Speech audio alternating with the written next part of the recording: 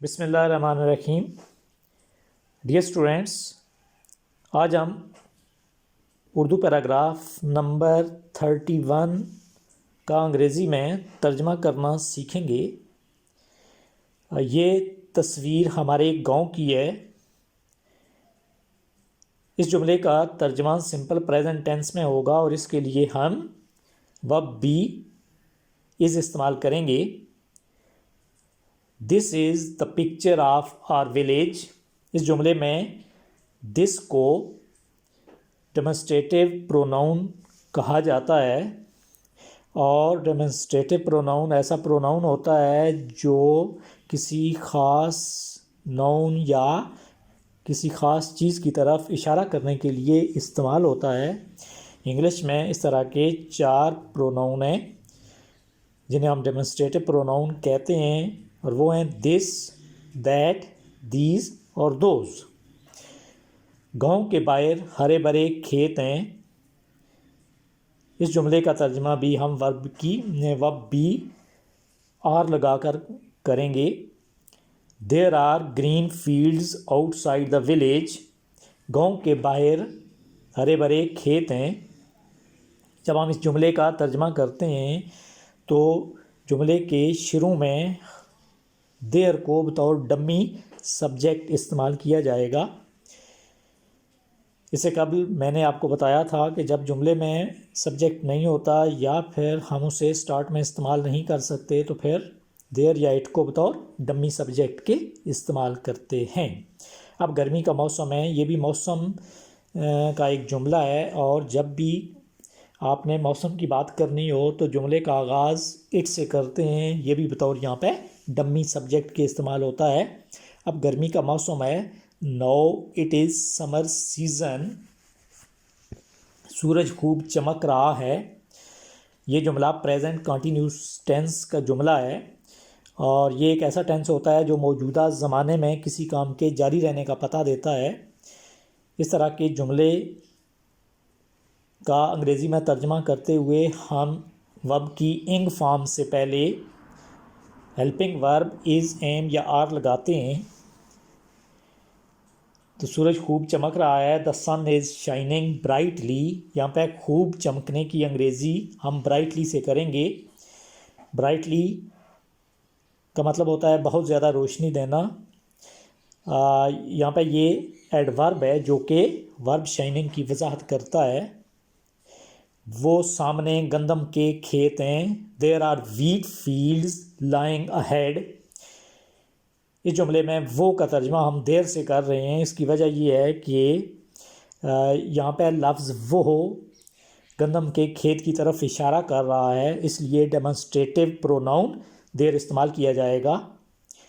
गंदम के खेतों में बड़ी चहल पहल है। चहल पहल रौनक को कहते हैं, गेमा गेमी को कहते हैं। यहाँ पर शोर शराबा हो रहा होता है। There is great hustle and bustle. Hustle and bustle एक फ्रेज़ है जो कि चहलकदमी के लिए इस्तेमाल किया जाता है। There is great hustle and bustle in wheat fields. जवान बूढ़े मर्द और औरतें मिलकर काम कर रहे हैं। ये जुमला भी प्रेजेंट कंटिन्यूस टेंस का जुमला है और इसमें भी हम वर्ब की इंग फॉर्म, जिसे आप प्रेजेंट पार्टिसिपल भी कहते हैं, यानी वर्किंग, उससे पहले वर्ब बी आर, उससे पहले हेल्पिंग वर्ब आर लगा के हम इसका तर्जमा करेंगे। Young, old, man and women are working together. आप देख रहे हैं कि जब किसी जुमले में एक से ज़्यादा अल्फाज इकट्ठे आ जाएं तो उनको अलग करने के लिए हम कामा लगाते हैं और आखिरी 2 अल्फाज के दरमियान कंजंक्शन एंड इस्तेमाल किया जाता है। जैसा कि यंग के बाद और ओल्ड के बाद हमने कामा लगाया और उसके बाद मैन और वुमेन को जोड़ने के लिए हमने कंजंक्शन एंड इस्तेमाल किया। जवान बूढ़े मर्द और औरतें मिलकर काम कर रहे हैं। Young, old, man and women are working together. फसल पकी हुई है। The crop is ripe. Simple tense है, हम वर्ब बी इज़ इस्तेमाल कर रहे हैं। देहाती अब कटाई करेंगे और अपनी फसल को शहर में ले जाएंगे। The villagers will reap the harvest now and carry their crop to the city. Future की बात हो रही है, इसलिए यहाँ पे हमने विल का इस्तेमाल किया। देहाती आप कटाई करेंगे, यहाँ पे कटाई करने को, फसल काटने को रीप कहते हैं, और हार्वेस्ट का मतलब यहाँ पे पकी हुई फसल का लिया गया है। हार्वेस्ट फसल काटने को भी कहते हैं। देहाती आप कटाई करेंगे, the villagers will reap the harvest now, और अपनी फसल को शहर में ले जाएंगे, and carry their crop to the city. हमारे गांव में बहुत सी काबिले दीद चीज़ें भी हैं। काबिले दीद का मतलब होता है देखने के काबिल, यानी बहुत अच्छी चीज़ें। इस जुमले का तर्जमा भी हम डमी वर्ड या सब्जेक्ट देयर लगा के करेंगे।